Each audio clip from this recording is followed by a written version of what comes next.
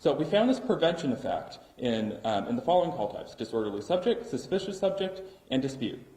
And that's important because these are exactly the kinds of situations you would expect to arise from unmet social needs. Mental health struggles, substance use, chronic instability. Without services like CAHOOTS, people dealing with those challenges are far more likely to end up in conflict with the public or with the police. So while CAHOOTS certainly provide services that are outside of traditional policing, these services can still have very real impacts on everyday police work. Now, we've already discussed and shown that CAHOOTS is making a major difference. They handle 17% of all of the calls that would otherwise go to the police department. That's impressive, but it raises another important question. Could CAHOOTS be diverting even more calls? And that's not just a theoretical question. It matters because the answer helps us understand the true potential of expanding the program. Well, to answer this question, we look at something called the overlapping mandate. Now, that might sound scary at first, but what we're really doing here is we're looking at call types that both police and CAHOOTS regularly respond to. If you'll recall our schematic from earlier, we adjusted our diversion rates by removing calls that weren't typically police work. However, this leaves out a crucial point. There are many police calls we would never expect CAHOOTS to respond to. For example, CAHOOTS is never going to be chasing after bank robbers. I think we can all agree on that. So, bank robbers notwithstanding, there are obviously some police calls that we're not going to want CAHOOTS going to. So what we're doing here is we're saying, okay, we're only going to look at calls that either police or CAHOOTS could theoretically answer. So when doing this, we're looking at how many calls CAHOOTS is diverting out of their theoretical potential maximum. After running our analysis, we identified several call types that fall within this overlapping mandate. So the plot you're looking at right now shows how those calls are distributed between the EPD and CAHOOTS. On the far left, we start with all of the 911 calls within the mandate. These calls then either flow into CAHOOTS in orange or the EPD in blue, who address varying amounts of each call type. The thickness of each line shows you how often the call type happens. Now, there are a lot of categories here, but let's focus on the two largest: welfare checks and suicidal subjects. These are the most common shared responsibilities between CAHOOTS and the police, and as you can see, CAHOOTS is already handling half of these. That's a major accomplishment. But it tells us that there's also more room for CAHOOTS to expand. We would likely see significant reductions in workload for the rest of our emergency response system were we to expand CAHOOTS. Now, some of you may have heard that Lane County is rolling out a new mobile crisis response team. That might sound like it's a replacement for CAHOOTS, but it's important to understand that it's not a one-to-one substitute. And here's one key difference that you can see right now. Welfare checks are the single largest source of diversions in our entire system, and the Lane County model doesn't respond to these. Without CAHOOTS, all of these welfare checks will go directly to the police and will not be diverted at all. These situations involve some of the most complex and sensitive situations that our community faces, and their response really matters, and this is one of the reasons why we cannot lose CAHOOTS. When we look across all of the calls that either CAHOOTS or the police could theoretically respond to, we find that CAHOOTS handles nearly half of all of them every single year. This shows us that, again, CAHOOTS is already doing a significant amount of work, but could do even more if we gave them the proper resources. Now, I know that we've covered a lot of ground today, so let me just leave you with this. CAHOOTS makes a remarkable difference in our community. Right now, they divert around 17% of all dispatched calls every year, and that's a major accomplishment by itself. But our research also shows that CAHOOTS is still only diverting about half of what they could be, given sufficient support. On top of that, CAHOOTS isn't just responding to crises, they're actually preventing them from ever happening in the first place. CAHOOTS is effective, it's life-saving, it's smart policy, and it's a program that we should be expanding, not losing. Some may ask, and they may rightly ask this, how are we going to afford CAHOOTS? But I think the better question is, how can we afford to go without CAHOOTS? How can our community afford more stress on our police, on our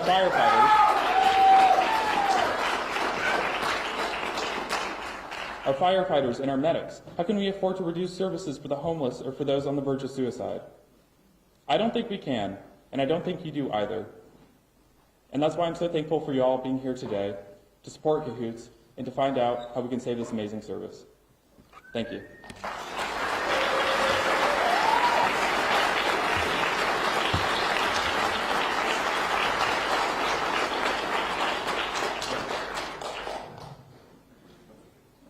Wow, thank you so much, Nathan. We really appreciate your clarity there. Thank you. Thank you so much, Nathan. Thank you, everybody, for being here again. Our next speaker is going to be Elise Dandy-Color. Oops. Here we go. Who is a Master of Social Work student at Portland State University right now. They are currently conducting an employed practicum at Whitebird Clinic in collaboration with the CAHOOTS team. Dandy will speak about the results of her master's thesis research, including a community survey on the impacts of CAHOOTS. So let's give Dandy a warm welcome.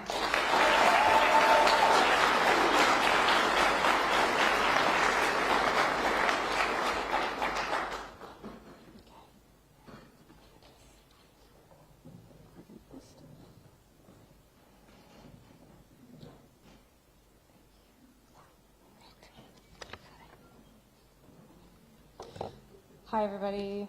Thanks for being here. Thank you, Rory and Nathan. It's so meaningful and pertinent to the present moment in CAHOOTS history. So we are so grateful for all you've done for our team. Good evening, everyone. My name is Dandy. I'm a Master of Social Work student at Portland State University and member of the Teamsters Local 206. In collaboration with Whitebird Clinic and CAHOOTS, I'm going to present to you today the results of my practicum project, the CAHOOTS Community Survey. The purpose of this project is to assess CAHOOTS community impact in Eugene and Springfield and to engage in a meaningful dialogue about services with community partners. So as opposed to the publicly available data that was presented by Rory and Nathan, I'm going to be talking to you about the internal data. These are the CAHOOTS calls, the logs of each call we go on. And according to these records, in 2024, CAHOOTS handled over 16,800 calls for service. That's about 46 calls per day with 1 to 2 vans on the road at any given time. So we know that CAHOOTS services are in demand, but we also want to know why and what is the impact. In November, we launched the community survey and asked you, members of the community, what does CAHOOTS mean to you? Respondents were recruited through social media ads and email blasts to community partners and stakeholders. Over 540 people responded. As you can see here, more than 20 responses were collected from each of these 10 stakeholder groups. And the questions we asked included both fixed answer and open-ended responses. So along with the data, I'm going to be giving you some stories as well. Overall, our findings show overwhelming support and positive regard for the program. So let's take a look at those numbers.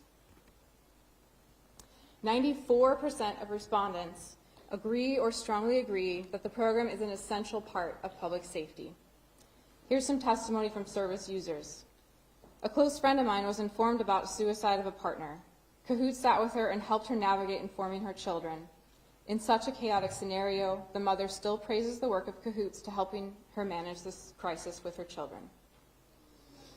CAHOOTS was always there for me when no one else was. During the hardest time of my life, they were ready to listen. They saved my life more than once. Here's another number. 78% of first responders who responded to the survey agree or strongly agree that the program benefits their department. Here's some testimony. CAHOOTS services have allowed our department to focus on policing and the fire department to focus on emergency medical response, while still keeping many of the most vulnerable members of our community safe. When I worked for ESF, CAHOOTS had a willing attitude to do things we and EPD couldn't. Everyone that calls 911 doesn't need a fire truck, ambulance, and 5 firefighters. Sometimes they need a connection, a ride, or a connection to a service. Sometimes they just need someone to talk to. Here's another biggie. 94% of survey respondents agree or strongly agree that CAHOOTS is a good use of tax dollars. Now, this is significant because previously, before the City of Eugene and Whitebird terminated their contract, the City of Eugene's reimbursement rate for the program was only about 40% of our operating costs, whereas in the City of Springfield, they are covering 100% of our operating costs, which is why we can continue to operate in Springfield now.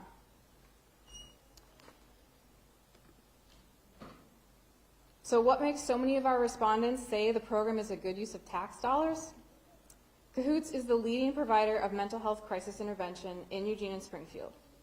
CAHOOTS is also an effective diversion tool, and also CAHOOTS are skilled and trustworthy professionals. Now I'm going to show you how we know that.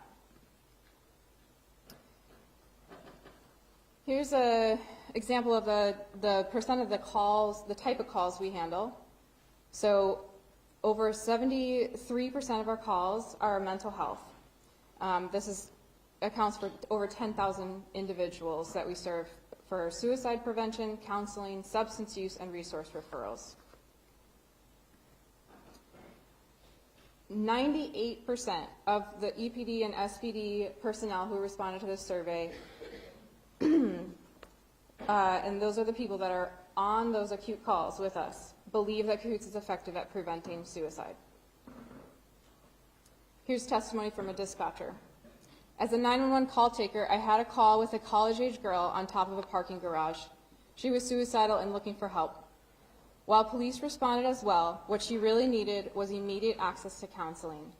Everything about her tone changed when she learned CAHOOTS was on their way to help. I believe CAHOOTS as a program has saved people from suicide and helped prevent it from getting to that point for many others. Here's some stories from service providers. CAHOOTS is the most responsive and consistent organization in Eugene for help after business hours, late at night, and on the weekends. I've primarily used their services to help keep children home and safe through de-escalation. Without them, those children would probably be in institutions and legal systems. CAHOOTS teams have convinced no fewer than 3 of my clients who were suicidal to go to the hospital, and all 3 of them are still alive. Next, let's take a look at CAHOOTS as an effective diversion tool. In Roy and Nathan's presentation, diversions are defined a bit differently, as a percent of the public safety calls to dispatch that CAHOOTS diverts from EPD. For this project, a diversion is slightly different in that I'm reporting the percentage of CAHOOTS interventions that are assessed by workers to be diversions from another service. So these diversions are based on van workers' knowledge of dispatch protocols. This largest category, 36%, are the ones deemed not applicable. Now, a lot of these are going to be some of those preventative calls that Nathan referred to. So these are things like social service and shelter requests, welfare checks that aren't life-threatening, things that police and firefighters wouldn't necessarily respond to anyways. The highest category for our diversions, 30% of those calls are diverted from EPD. So things like traffic hazards or potentially life-threatening welfare checks. And the next highest category is EMS diversion. These are for non-life-threatening medical needs such as wound care, a vital check, or transport to a higher level of care for medically stable patients. And then we get down to hospital diversions. These are folks that were fully intending to go to the hospital, and CAHOOTS was able to resolve their need in the field. And then arrest diversions, people in need of de-escalation or a change of scenery, such as disorderlies or trespassers. So in total, 64% of all CAHOOTS calls were defined as a diversion by CAHOOTS workers. So all those over 10,000 calls would have otherwise gone to these institutions who are not necessarily trained to provide the kind of services that folks are needing.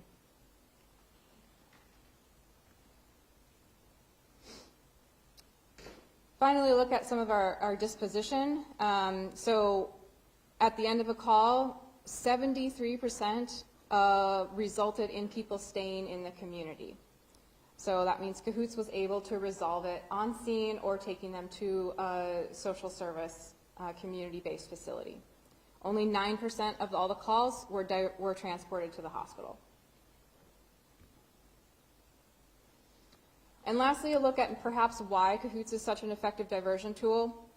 89% of our respondents believe the program should be integrated health. That's mental health and physical. If we can have both, why would we not? CAHOOTS offers both mental health and medical services by workers who are credentialed as EMTs, QMHAs, and QMHPs. and this allows the team to make safe and informed diversions, as well as provide holistic care to the clients.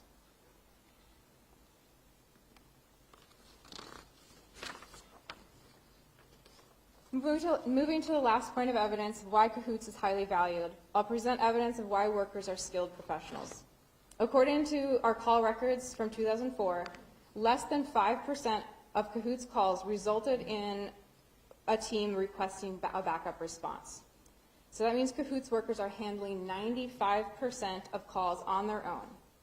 Now, this is in contrast to a recent study published in Psychiatric Services in March of 2025 that outlines how mobile crisis teams, the model Lane County is rolling out, that tend to rely heavily on law enforcement. None of the new MCT programs in this survey, in this study, showed a rate as low as CAHOOTS.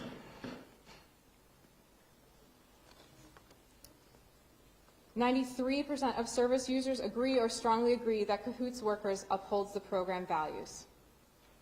Here's testimony from a medical provider. "I just finished a shift as an RN. A patient admitted for medical reasons was about to leave against medical advice to check on a neighbor when I suggested maybe I could call CAHOOTS to check on them instead. The level of trust this person had in CAHOOTS was so precious." Here's testimony from some community members.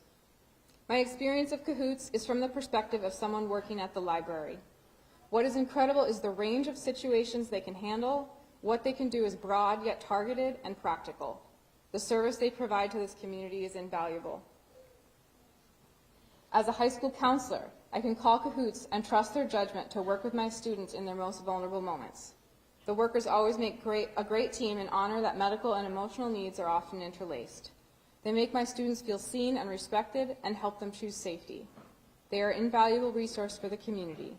There will be no other trustworthy and caring service as CAHOOTS."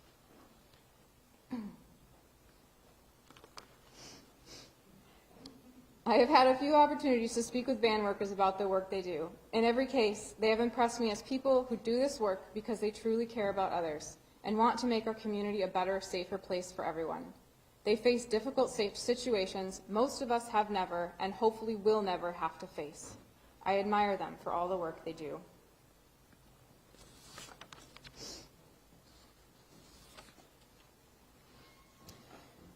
Next, what would make us better? 62% of the survey respondents said that CAHOOTS would be more impactful with more service availability. 67% of folks said they had trouble accessing CAHOOTS because of long wait times or limited service hours. Again, CAHOOTS is in demand. The community wants more vans on the road, not less. Here's a frequency-based word cloud we made based on a fill-in-the-blank question on the survey. Our community is blank because of CAHOOTS. The most frequent responses: safer, better, and stronger. Next, we asked people to describe CAHOOTS in 3 words. See if audio works on this. Oh, it's not going to work. Okay, that's okay. CAHOOTS is essential public safety. The community wants more of us, not less. What we learned on the survey is that you, the community of Eugene and Springfield, believe CAHOOTS is a vital service, and we have earned the trust of this community over 35 years as a leading provider of mental health crisis intervention in Eugene and Springfield. We need your support to keep the wheels on the road and our boots on the ground. We're worth it. One last number here. 90% of our survey respondents agree or strongly agree that the program aligns with their values. This reflects our respondents' desire to live in good fellowship with each other. With CAHOOTS' future being uncertain, it is essential that you carry that torch and keep the spirit of CAHOOTS alive in the community by extending that extra kindness and care to both our neighbors and to strangers in need. Thank you everyone who supported this project, and thank you for listening.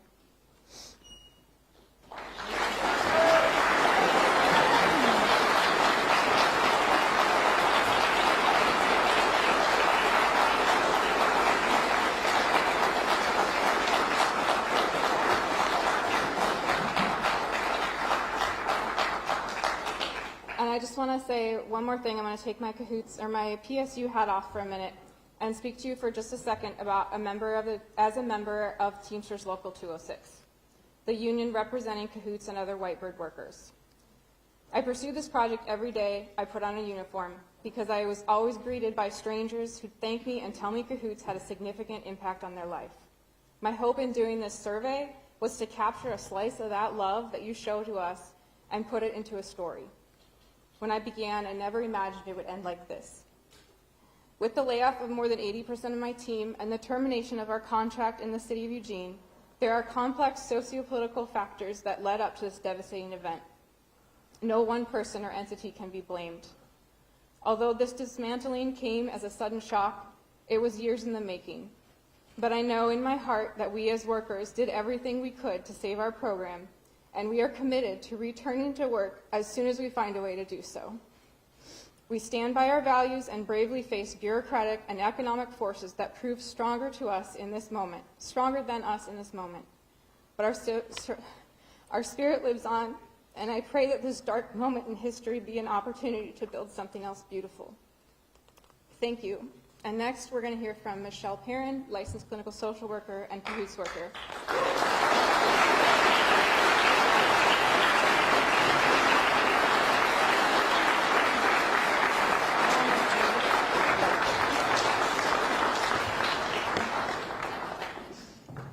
Thank you so much, Dandy. Thank you for the work you've been doing in the van. Thank you for the research work that you've incredibly done while doing the work in the van at the same time. And thank you for sharing that with us tonight. It was incredibly powerful to hear quotes from so many different community members.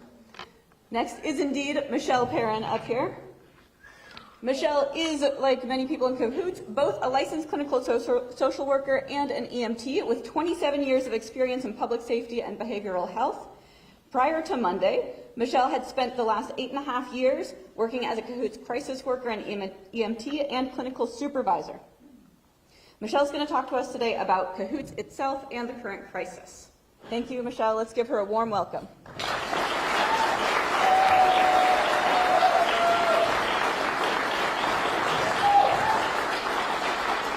Thank you.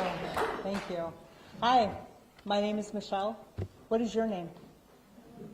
That's something that I have wanted to say because prior to Monday, I used to say that hundreds of times. I've said that thousands of times in my career. I am a licensed clinical social worker and an EMT who was laid off with my team on Monday. And we were invited here, kind of like what Rory mentioned, when we first started this project, this lovely project with Nathan, the lay of the land was a lot different. When we started to think about what are our challenges were very different. Even just a couple of months ago, what we thought our challenges were was figuring out how to diversify our funding, figuring out how we would go ahead and supplement our Eugene budget so that we could continue to provide 36 hours a day of care and 24 hours and get back to 24 hours a day of care in Springfield.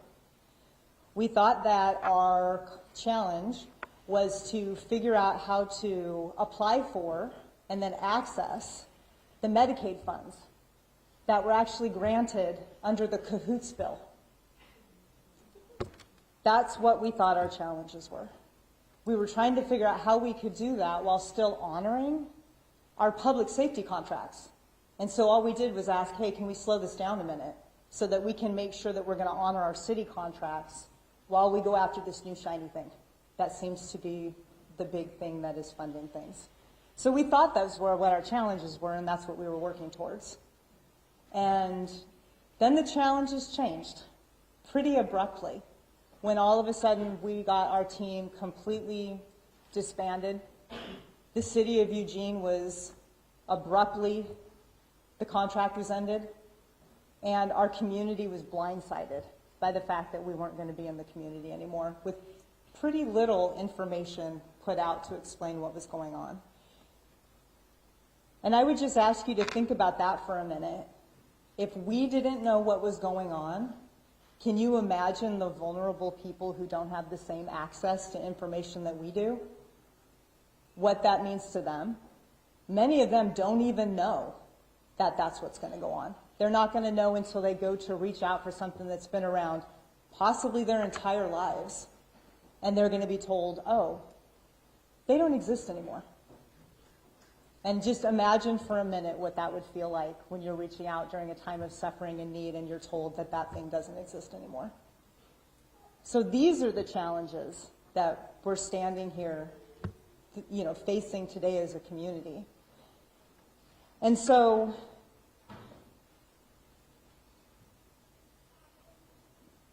we realize the challenge now is in finding an exit ramp so that CAHOOTS' future is no longer tied to Whitebird's future.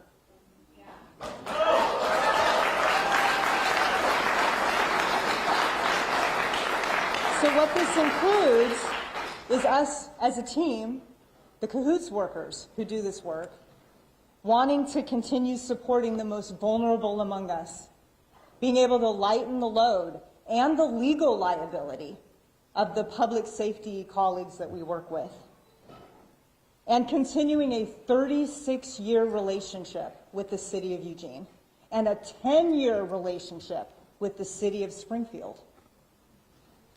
This current challenge has actually become an opportunity for us.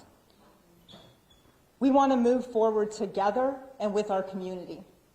And that's why we want to speak to the future today. And instead of kind of discussing, how we really don't know how the community is going to be able to show up for us yet. Like, we're still trying to figure out what that's going to look like. And so what we thought about was one of the biggest things that becomes a barrier for us is people don't really know what we do. Like when I go and we do, de-escalation trainings in the community, or when we're doing a lunch and learn with a business, partner, they're like, we didn't realize you did all of that. And so we thought what we'd like to do is use this time to educate you, to talk so that you can talk informatively about what it is that we actually provide to the community, especially if you're offered an alternative that you just are thinking, something's just not right here. And you'll be able to speak to that. So is that okay if we pivot a little bit? Okay. Before we begin, we do want to talk about some of the services that still exist, so that part of that education piece. So our HOOTS, our Helping Out Teens in Schools, which was born from the CAHOOTS model, that still exists within our schools. That is still being funded. It is still there. They still need community support as well as they battle Department of Education, funding gaps. You can see all of the school districts that the HOOTS workers are supporting our youth in. Whitebird Local Crisis Line still exists as well. And it has got limited hours, 8 a.m. to 8 p.m., Monday through Friday. And CAHOOTS in Springfield still exists from 11 a.m. to 11 p.m., 7 days a week. So that is what the current lay of the land is. So we've heard some quantitative and some qualitative data today. We talked about numbers and we talked about stories. And now we want to talk about, why does CAHOOTS work so well? Foundationally, we're rooted in transparency, we're rooted in accountability, we're rooted in community, and we're rooted in relationships. We have 36 years of experience that includes hundreds of thousands of interventions with the residents of this community. And no one else has that experience, the relationships, or the trust to do what CAHOOTS does. Big one to me, as being an EMT, and a big one to the community, is that we are integrative healthcare. Best practices show, and we have learned through years of experience, that you cannot separate physical and mental health. They can't be separated out. High blood sugar could look like mania. Low blood sugar might look like depression. Cardiac event, or possibly shortness of breath, it might be a panic attack. And when we look at the population that we serve, a lot of them have incredibly complex medical needs, along with their mental health needs. We're talking about people who have those mental health struggles, substance use struggles, people who are unhoused. There's going to be complexities in the population that live among us and that we are serving. For example, we may go out on a veteran who struggles with PTSD but also had a recent amputation. So we're going to be able to do that wound care and also some grounding exercises with them. That's what makes it different. If you go to the hospital, imagine what it would feel like if somebody meets you at the door and it's like, is this mental or is this physical? And you have to isolate that. And they're like, if it's mental, you have to go here. And if it's physical, you have to go here. Like, they're very hard to separate. You can't look at, especially with crisis, it's very hard to look at that in isolation. And so having a crisis worker and an EMT, we're able to treat the whole person with both behavioral health methods and community paramedicine. In fact, a number of the community paramedicine service, the fee-for-service billing, was designed in consultation with CAHOOTS and what we do. And that's a piece that is definitely missing from some of the news stories that you're hearing, a lot, some of the discussions around the loss of CAHOOTS in the community. Yes, we do the preventative things. We do things like transportation. But what you're also losing is a low barrier, non-judgmental, critical medical service in your community. We're also non-forced care. And what that means is, unlike law enforcement, we never use force to make somebody do something. We work with their will and not against their will. Our team has over 100 years of collective experience, and this allows us to meet people who are struggling where they're at. And often we meet them and we build relationships with them. We can often speak to that piece of them that they may not really know, that they know that they're struggling. They know they need help, but they're scared, and we can speak to that. For example, a family may call because somebody is experiencing a manic episode. And we can not only go in there and support the family, we can go and meet with that person, we can sit down with them, we can talk about what's going on with them, and we can learn how to kind of reach in and figure out, a lot of times people understand something's just not right. And so we can take that thread and we can keep building a relationship. And often what that ends up looking like, and it may not be that visit, it may be 2 visits down the line when we let people have self-determination. But often they're like, yeah, I do want to go to the hospital and see what's up with me. And that feels very, very different than it would if we went in, put them on a director's hold, and took them to the hospital. Got it. Yep. So we're also local. Our team is made up of Eugene Springfield community. Like our program, we're homegrown and intimately familiar with the resources available. In fact, I got to be on the team when a pair of CAHOOTS workers on their own time came out to Jasper Mountain where I was working because they just wanted to see what we did out there and they wanted to bring that information back. We're flexible and knowledgeable. We work alongside every system within the communities we serve, from alternatives like Black Thistle Street Aid to traditionals like law enforcement, fire EMS, and the hospital. We're a valid third arm of public safety. Our team has a culture of learning, and this leads to better client interactions and less burden on the system because we don't only utilize systems like the ER. And we've built a long-standing network of relationships within these systems which allow us to advocate and guide clients in whatever they need. We've built trust and rapport.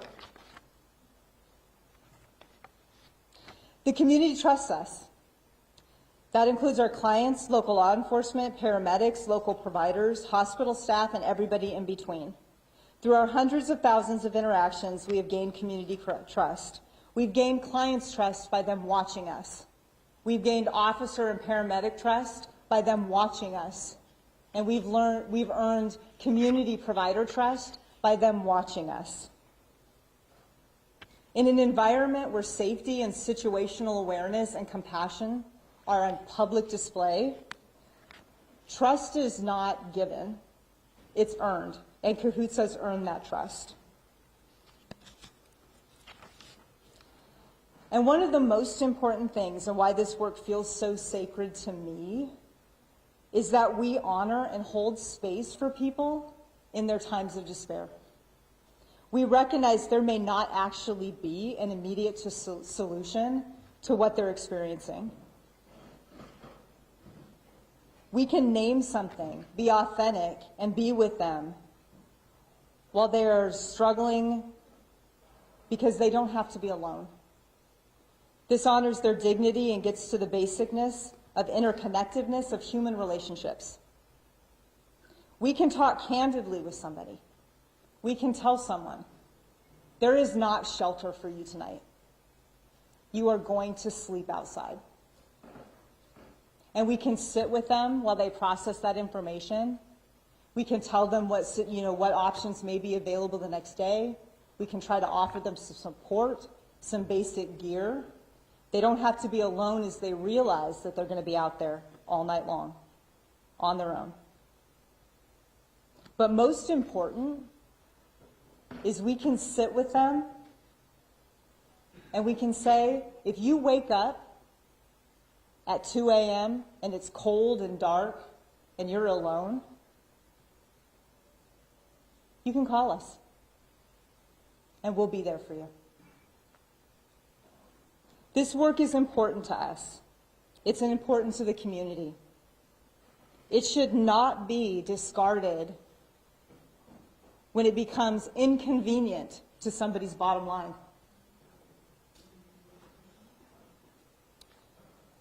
So what is the future of CAHOOTS? Rising from these ashes to be independent and to rebuild a program that this community relies on. So we don't know what that looks like quite yet. We're still exploring. But we do ask, follow us on our socials. These are our socials. And we'll be posting updates as we figure out what that looks like for us to be able to show up for the community as CAHOOTS workers. Thank you.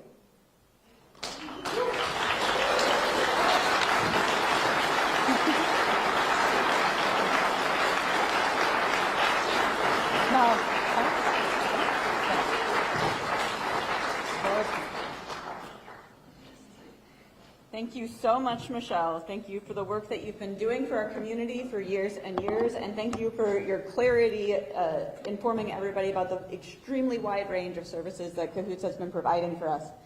So at this point, we're going to transition to a panel. I'm sure you all have questions after these three incredible talks. I'm hoping that you have your index cards and are able to write down your questions and pass them over to our students here who are collecting the cards. As you're doing that, I want to invite back up to the stage our three speakers who will be joined by Laurel Lisofskis, who is also a licensed clinical social worker who has over 20 years of experience serving the Eugene and Springfield communities. Laurel I'm devastated to say, Laurel has not been laid off, that's good. Has been on the CAHOOTS team for over a decade, almost a decade, as a crisis worker and a clinical supervisor, and also works within our other public systems, serving middle school students and incarcerated adults. So let's have Laurel, Michelle, Nathan, Dandy, everyone come on up here as we're getting the questions together.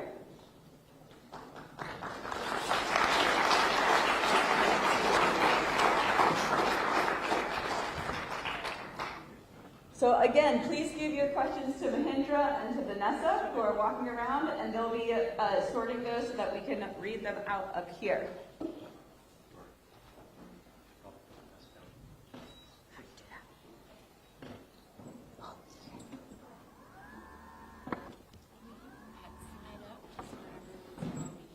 Leave the pet slide up? Yeah, we can leave the pet slide up. Yeah, for sure. Thanks, God.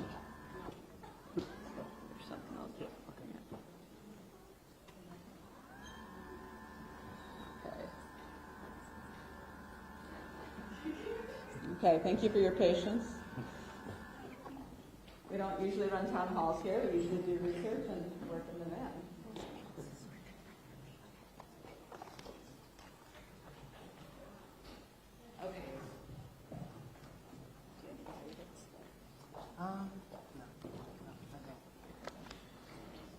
Okay, I'm going to ask some of the questions, and we look forward to you all can respond. So our first question is, how did this funding crisis occur? What resources are currently available that best match CAHOOTS services? It's complicated. I'm going to pass that.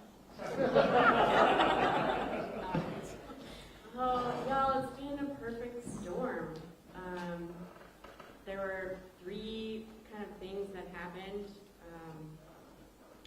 As we know, the Eugene city budget is in crisis, and our community is facing a significant deficit. And though they covered 40% of our budget up till now, there's no guarantee that we were going to get any money from the city of Eugene in the new fiscal year. There were a couple of budget proposals, none of which included us. The alternative services kind of line item in the budget is one of the ones that has been tucked off to the side while we face this large crisis. So there's one piece. Second piece is that we've been talking a little bit about the Lane County Mobile Crisis Team. That is a certification that we are interested in getting. We would like to include the MCT in our services, and a lot of the work we do fit in that pocket. But we really didn't want to compromise our values, and so we wanted to take that slow. We're not using those funds right now. We're not billing for our services. We're not using the fee-for-service model in this moment. And then the third thing is our clinic, and that Whitebird Clinic has really sped up the crisis. The current challenges when this flyer was made looks so different than this moment we're in now. So there's a lot of financial instability at Whitebird, and it is the choices of the clinic to, make those cuts. And so they made a decision to lay off 80% of our team, and the city responded by, severing that contract, which makes a lot of sense. I hope that's helpful. Oh, resources available. I remember part 2 of that question. Sorry. I think you heard about all of the things that we do, so I'm not entirely sure how to answer that succinctly, but I would say that the mobile crisis team for the county is rolling out. They have, they're available between the hours of 2 p.m. and 11 p.m., and they can respond to some of the services.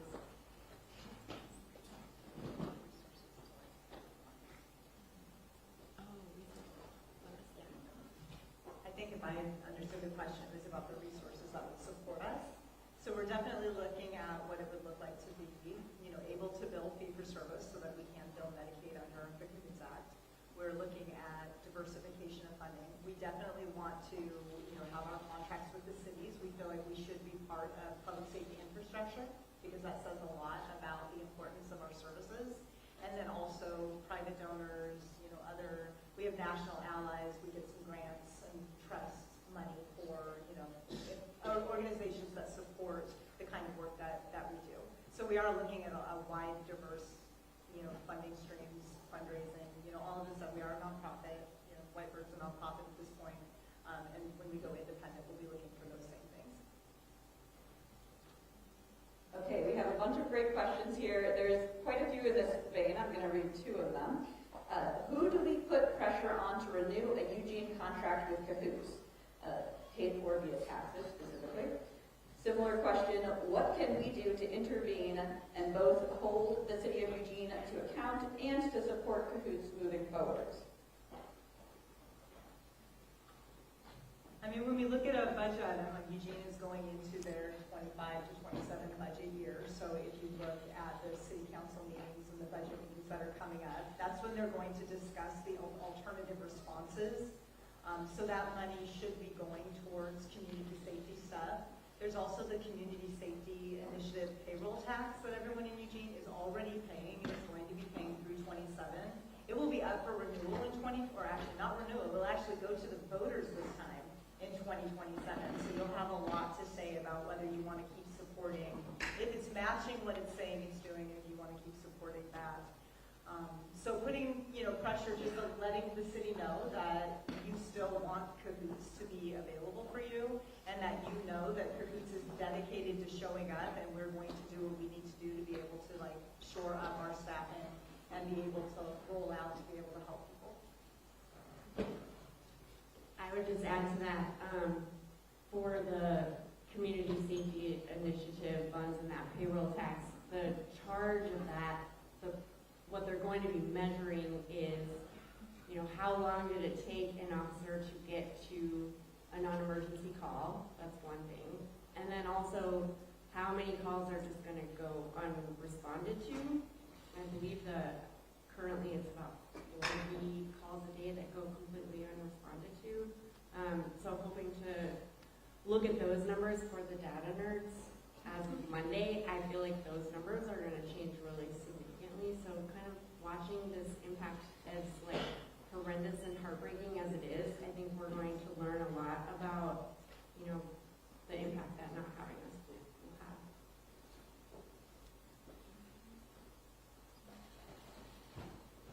Okay, now a very specific question that I think a lot of people are probably curious about as we're thinking about CAHOOTS and the county service. What is a director's custody? Why does CAHOOTS not do them? And is the county mobile crisis service a police deflection model? I can start us off with this one. A director's custody hold is a clinician-based hold, whereas a peace officer hold is put on by a police officer. The mobile county team has clinicians that are certified to do director's holds that they can access, the first responders can access on calls. We have similarly licensed people, but who have chosen not to become certified in director's holds. We believe that non-forced interactions are critical not only to our safety, but to any solid safety plan, right? Because people really need to be invested in their own plans. So building trust, having that force piece not even be a piece of the puzzle unless we absolutely need that because maybe someone is about to run into traffic. In which case, yeah, we will ask for that support. But we believe that the trust is really, really important. So there's the director's hold piece. Can you repeat the second part? Sorry, I can't, not a problem. Is the county mobile crisis service a police deflection model? Yeah, the word deflection, I know these words are so tricky. You know, we're not even allowed to call ourselves mobile crisis anymore because the definitions have been made. Deflection, I think of deflection as currently there's deflection funding, right? And that Measure 110 repeal, there are deflection funds for officers to be able to offer a way out of a ticket that they might get for substance use. So I don't really think that the MCT is deflecting.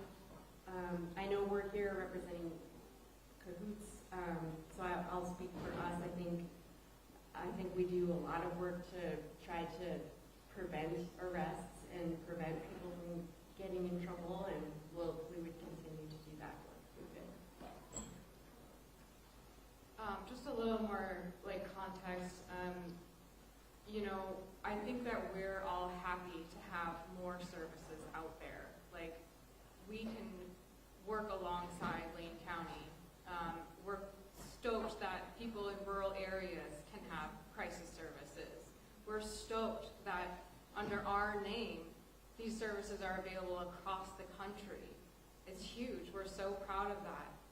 The problem is, under that bill, they found a way to bill Medicaid in order to provide these services, to fund these services. They had to make it behavioral health only. And that is not, it's a part of what we do, but it's not what we do. And so there's this intense political pressure for us to become that behavioral health Medicaid billing service. We need time to do that. We need to maintain integrity to our values.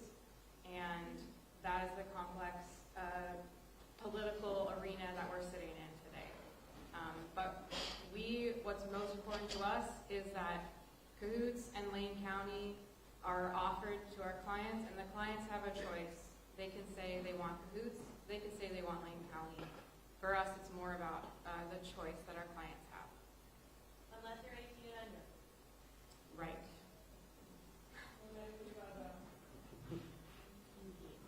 Okay, more questions about the future of CAHOOTS. Is CAHOOTS separating themselves from Whitebird? And if CAHOOTS did separate themselves from Whitebird, would that help bring CAHOOTS back in Eugene? You can start. I mean, we have laid up and currently Yeah, like it's we're complicated, on the table. yeah, so I took the resignation and Laurel chose to stay, so we kind of have base camp and behind those lines. So if we became independent, I've got a question. Oh, are we thinking about separating? Absolutely. We are exploring an exit ramp to be able to not have our futures tied to Whitebird's future. We are looking for, we are, intentionally looking for a new fiscal sponsor, what that's going to look like, so that we can honor not only the money that has already been put towards what should be funding us, but anything that, like, the massive amounts that people are, like, saying, how do we support you? Like, so we want to make sure that we do our due diligence so that people's money is safe and that is going towards what you intended to go towards. So, pie in the sky with Phoenix Rising? Absolutely. We're hoping to be back to 24/7 in both cities as soon as we can.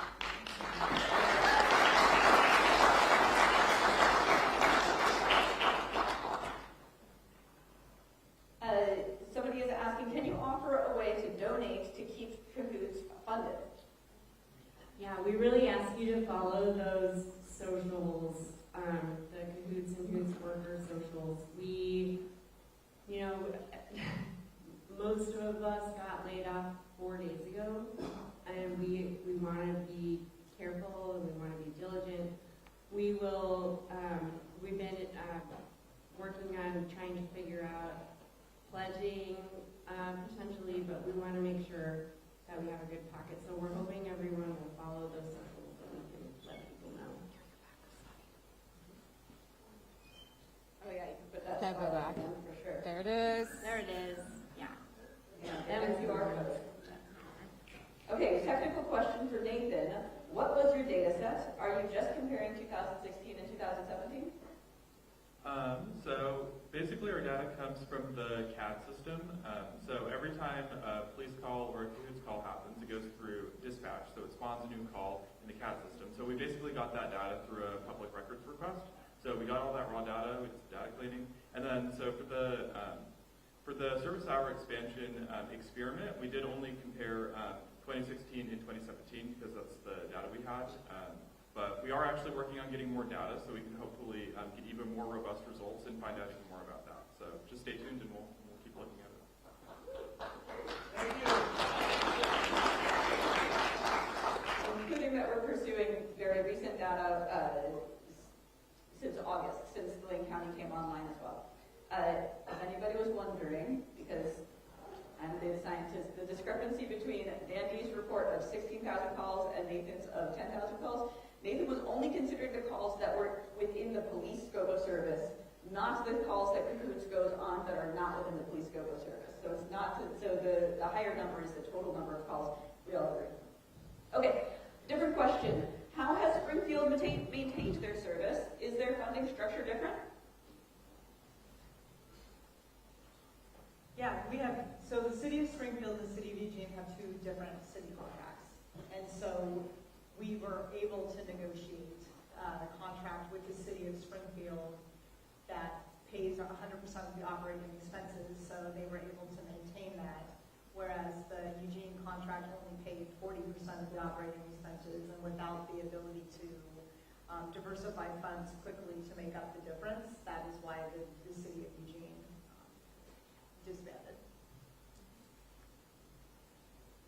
And I'll just add specifically how that looked in our contracts is the city of Springfield said, we have this much money for you. How many service hours can you provide with that much money? And we came back and we said, we can provide 12 hours of service with that much money. Whereas Whereas in Eugene, they were providing an hourly rate of service, an hourly rate per service hour that had been pretty much the same for years. And so it has slowly been less and less, lower and lower percent of our operating expenses as our operating expenses have increased. And the City of Eugene on our last negotiation was unwilling to alter the way that our contract was worded. So that is why Springfield has service now.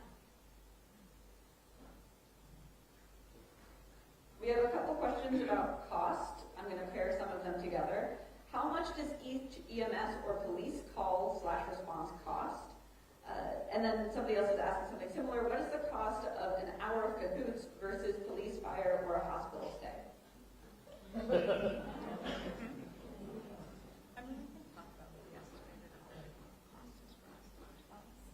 We're estimated at around, per Whitebird Clinic, we're estimated at around $120 an hour. I don't have numbers for police and EMS. Is that per van? That's per hour per van, yeah. No, yeah. No problem. We can't speak for the other services, but some of us in this room have been to a hospital and are aware of it. More money questions. How much money would it take to fund CAHOOTS 24/7 service in Eugene? Similar question. What is the cost of maintaining CAHOOTS? These are really hard questions for us to answer. And it does speak to the kind of widening gap between the program itself and the clinic. We just haven't had the kind of access that we would like to the budget, to the money pieces. So we can only really infer, you know. So we don't have all of that information to share with you tonight. And Whitebird Clinic, while invited, is not present to answer those questions for you. So why didn't Whitebird or the city council show up? We didn't ask the city council to come tonight. They would have been welcome. I think we alerted everyone we possibly could that we were hoping to gather and have a discussion that felt like authentic and sincere. We would love to do that. So if this led to a wider panel where we had more people from the city, we would welcome this conversation with anyone who wants to collaborate.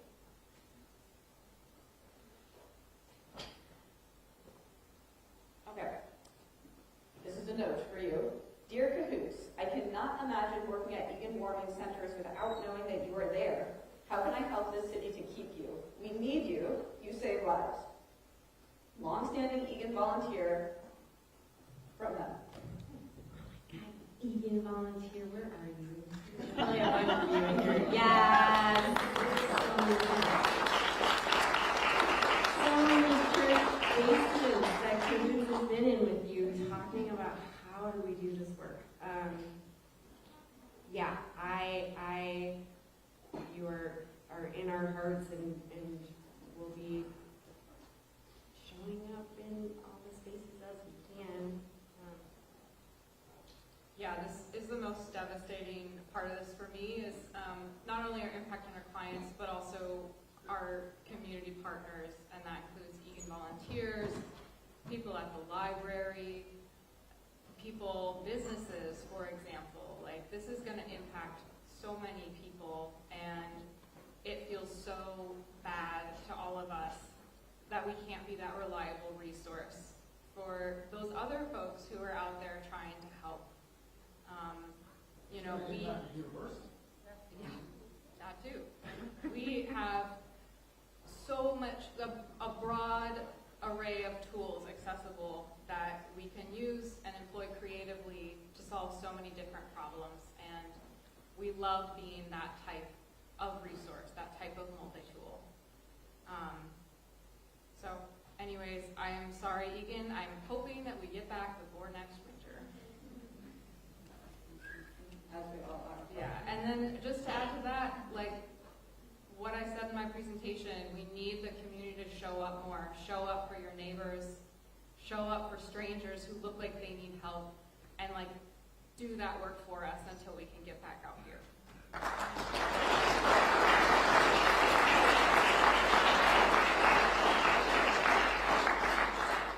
And in turn, the community wants to show up for CAHOOTS and is asking what are ways that local unions, especially AFL-CIO members, can support CAHOOTS and the return of CAHOOTS now. Do I need? Yeah, I mean, again, this moment is really dynamic, but we want to put pressure on the city. We want to stay in solidarity with our, like, 80% of our staff that has fallen away, and we want to get the vans back on the road. We need the city. We share assets with them. We ride in those vans. We have mobile technology. We have radios. We have a seat within the structure of the Eugene public safety community. So we really need that piece no matter what. So again, I'll just ask that people do consider letting their city councilors know, paying attention to the budget process, being as engaged as you have capacity to be. Can I say something? Please. Yeah, so talking to your city council person makes a really big difference. Yeah, just find who that is and make friends with them. Make sure they know your name and talk to them. It really will make a big difference, genuinely. Okay, related, and this is, perhaps a question as much for the audience as it is for the panelists. How many folks here are going to speak and share public comment at the next Eugene City Council meeting and let them know that we want CAHOOTS back? This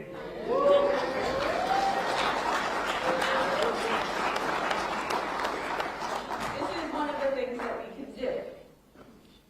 Related, who within city government has been supportive to keep or expand CAHOOTS in Eugene?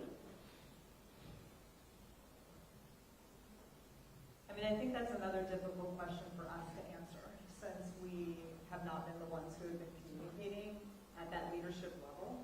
So it's really hard for us to know who our allies are. The ones that we do speak to in confidence, I guess we can just let you know that there are definitely people that are speaking to us in confidence to share that they support us, and as soon as there is an active way for them to be able to participate, they're ready to do so. When's the next city council meeting? Does anyone know? When's the next city council? Monday. What time? 7:30 on Monday. Put it on your calendar. Monday, 7:30. Everybody can mark their calendars. We don't mind if you take your phone out and do that now. Okay, and I'll say we're still collecting 5:30? 5:30. Mondays, That's 5:30. different, yeah. That's different, thank you. We're still collecting questions, so if you have questions, please pass them up here. We'll be excited to get through as many as we can in the next 10 minutes or so. You have to sign up 30 minutes before to speak. Thank For you. the city, the meeting, yes. 30-minute window? Yep. Okay. Okay. People feeling more about the city council meeting? Okay, great. Has the team considered petitioning the city for a tax levy or ballot initiative to fund CAHOOTS explicitly? Again, this is complicated. I think a lot of us feel like that's exactly what the city did with the Community Safety Initiative. We worked really heavily with them. They talked a lot about how important we were to the community safety pieces of Eugene. And we're very hesitant, especially right now, realizing times are tough. Like, I guess I'll speak for myself. So I would really like to see my tax dollars go towards the things that are important to me already. Like, we're already paying that tax, and I'd rather see the city divert that to what they said it was going to divert to, rather than say, oh, here's CAHOOTS again. Don't you love them? We've got this new thing. And so until we can really kind of get into the nitty-gritty of like where the CSI money went and how that's being spent in line with the values and how our name was used, we're just really hesitant to ask people to their love and their support and all that stuff. to ask for more money, because it comes from you. It's not gonna come from the city. It comes from each and every one of you. They sold the CSI on the back of CAHOOTS, and then they dropped CAHOOTS like a brick. Sure seems like it. It does, our name and value is easy to use. And I think, you know, as our passion in this room and the CAHOOTS workers in the audience as well, like we are the workers of the program, so we have met and talked to most of the city of Eugene. I think we probably talked to more residents than any other program has. And so it's really easy for our name and value to be used. I think we need to be really careful and specific as we move through this process to make sure that if CAHOOTS is being named and mentioned, that everyone understands exactly what that's for. Because if you read through the ordinance of the CSI, it does specifically say that the money will be going to policing, community policing. So I just want to mention that I feel like this process has taught me to be more careful and to be more aware. And as much as I am really not like a budget person, I'm getting more familiar with those pieces of the pie because it has not served us to not be attentive to those things. Okay, specific question here. Does CAHOOTS collaborate with ICE? CAHOOTS does not collaborate with ICE.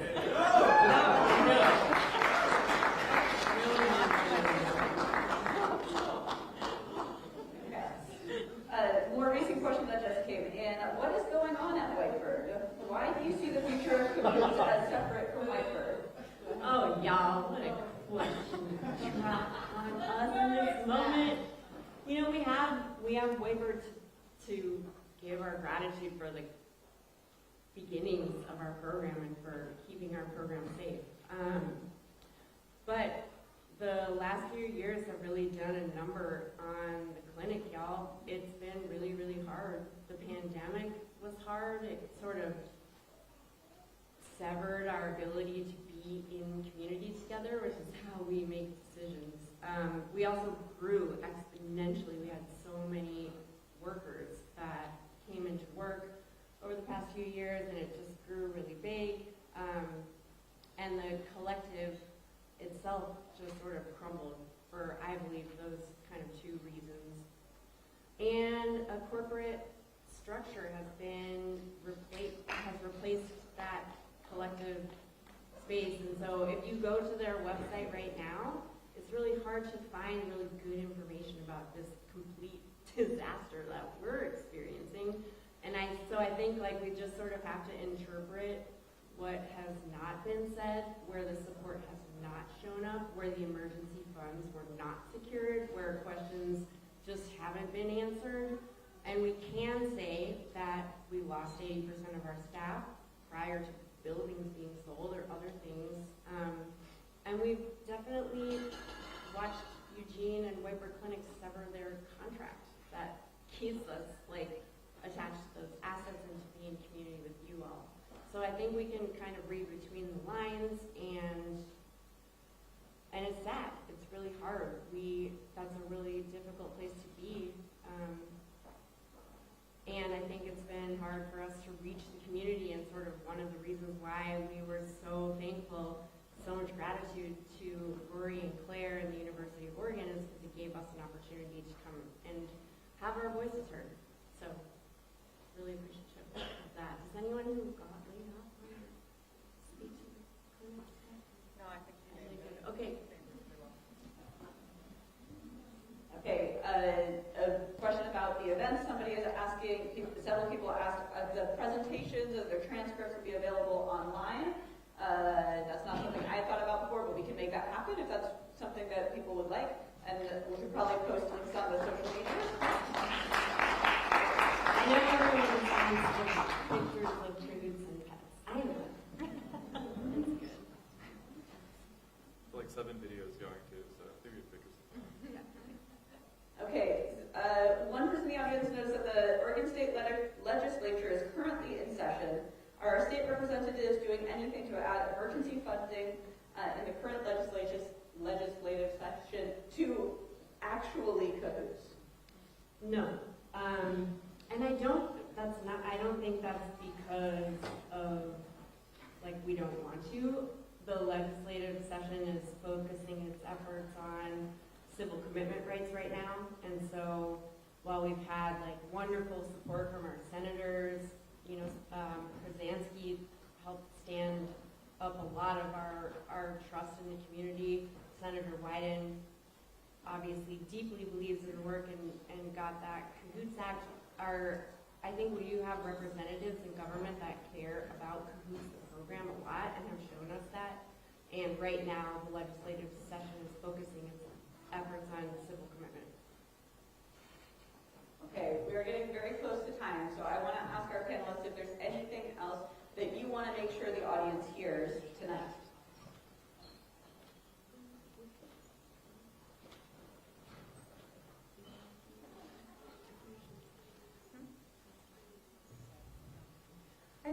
I want to name, like, although a lot of this is the focus on those of us who were laid off and how the program was reduced, that we do still have workers who are going to be out there in the street doing this job in Springfield. And so I really want to honor how difficult it is going to be. One of the workers has been with CAHOOTS for 21 years on the man. And so offer love to them, offer support to them, because they are still trying to manage this really difficult work in a really difficult work environment. And so I just want to name that because, like, our hearts are with them. We are all in solidarity with each other, and it's just a really difficult place for us all to be right now.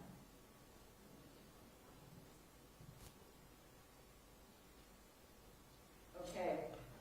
Let's thank our panelists. They have shared their blood, sweat, and tears here.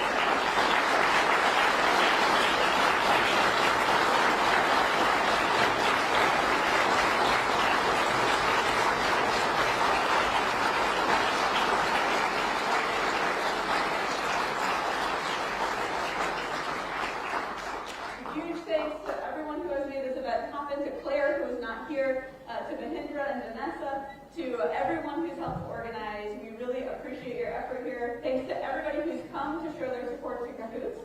And I hope to see many of you on Monday at 5:30. Yes.